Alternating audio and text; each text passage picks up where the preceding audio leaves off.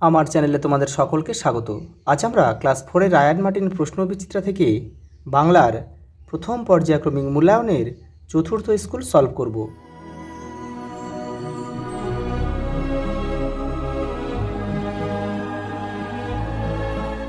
প্রথম প্রশ্ন দেখো, শূন্যস্থানে সঠিক শব্দ বসাও। দেখো দেখো তার শিখায় সাগর, এটা হবে ইঙ্গিতে। ইঙ্গিতে তার শিখায় সাগর, এটা কোথা থেকে নেওয়া হয়েছে আমি লিখে দিচ্ছি। এটা সবার আমি ছাত্র।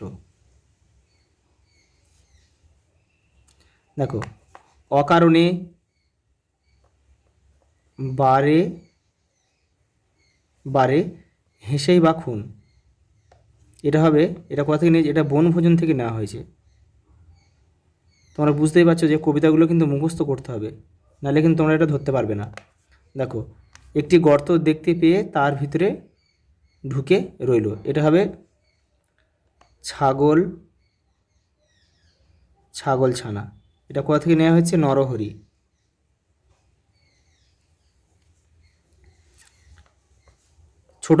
ছোটবেলা থেকেই দাদা লিখতে আরম্ভ করেছিল, এটা হবে কবিতা। এটা কোথা থেকে নেওয়া হয়েছে বলো তো, এটা হচ্ছে ছেলেবেলার দিনগুলি।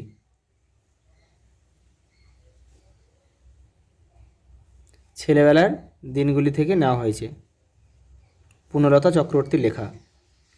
ওটা দেখো ওর আঙুলগুলো সব দলা পাকিয়ে গিয়েছিল, এটা হবে পোলিওতে।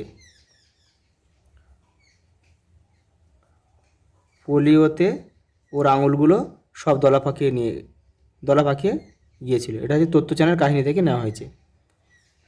দেখো অর্থ লেখো আরম্ভ। আরম্ভ মানে আমরা কি লিখতে পারি, শুরু।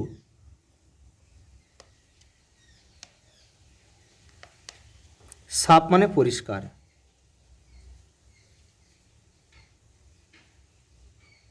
ওটা দেখো বিপরীত শব্দ লেখো, ইচ্ছে। ইচ্ছেটা আমি এখানে লিখে দিচ্ছি অনিচ্ছে। আরেকটা হচ্ছে তাড়াতাড়ি ধীরে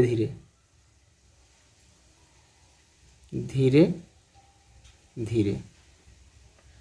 ওটা দেখো নিচের প্রশ্নগুলির এক কথায় উত্তর দাও। কি রয়েছে দেখো, পরের প্রশ্ন দেখো, নিচের প্রশ্নগুলির এক কথায় উত্তর দাও। লোকজন শব্দটির বর্ণ বিশ্লেষণ করে দেখাও। দেখো লোক লয়কার, ল যোগ ও, তারপর হচ্ছে ক আছে, তাহলে ক যোগ অ ক, বর্গে জ যোগ অ, আর কি রয়েছে দন্তন রয়েছে, দন্তন যোগ অ। এই হচ্ছে লোকজন বর্ণ বিশ্লেষণ। ওটা দেখো বিচিত্র স্বাদ কবিতাটি কার লেখা, রবীন্দ্রনাথ ঠাকুর। পরেরটা দেখো দু চাকায় দুনিয়া গদ্যে কোথা থেকে যাত্রা শুরু হয়, কলকাতার টাউন হল থেকে। প্রমোদারঞ্জন রায়ের লেখা কোন গদ্য তোমরা পাঠ্য বইতে পড়েছ, বনের খবর। যে লিখে কোট আনকোট করে দেবে, যেহেতু গল্পের নাম এটা। ওটা দেখো কি রয়েছে, স্বরধ্বনি কাকে বলে উদাহরণ দাও। দেখো আমি এখানে লিখে দিচ্ছি, যে ধ্বনি উচ্চারণের সময়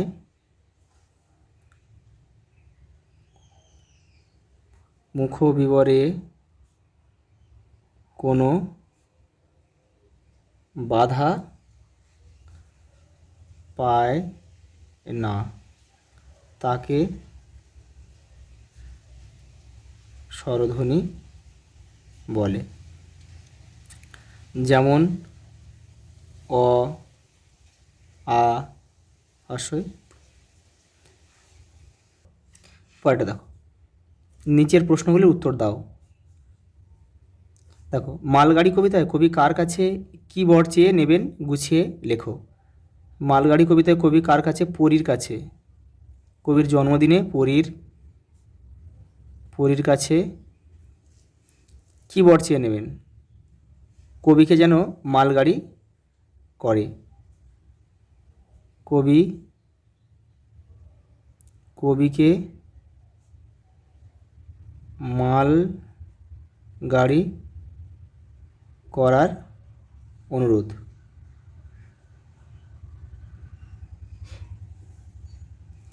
পরেরটা দেখো, রাগ বানানো খেলা কিভাবে খেলতে হতো, দেখে নাও। এই দেখো, রাগ বানানো খেলাটা কিভাবে খেলতে হতো। দেখো, রাগ বানানো খেলায় অপছন্দের কোনো ব্যক্তিকে কল্পনায় হাস্যকর কোনো অবস্থায় দাঁড় করিয়ে তার ক্রিয়াকলাপ বর্ণনা করা হতো। তার অনেক রকমের বোকামির ঘটনা কল্পনা করে লেখিকা ও তার ভাই বোনেরা হেসে কুটোপাটি হতেন। এটাই ছিল মজার খেলাটির নিয়ম। পরের প্রশ্ন দেখো, বনভোজন কবিতায় কারা কারা কীভাবে বনভোজনের আয়োজন করেছে লেখো। কারা করেছিল? নুরু,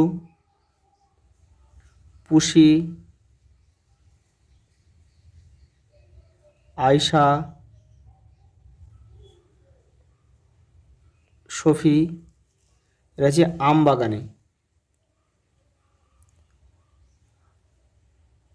বাগানে তাদের পিকনিকটা আয়োজন করেছিল। পরেরটা দেখো, তোমার বিদ্যালয়ে বসন্ত উৎসব কেমনভাবে পালিত হয়েছে তার নিজের ভাষায় 4-5টি বাক্যে লেখো। এটা তোমরা আজ এই পর্যন্ত, দেখা হবে পরের ভিডিওতে।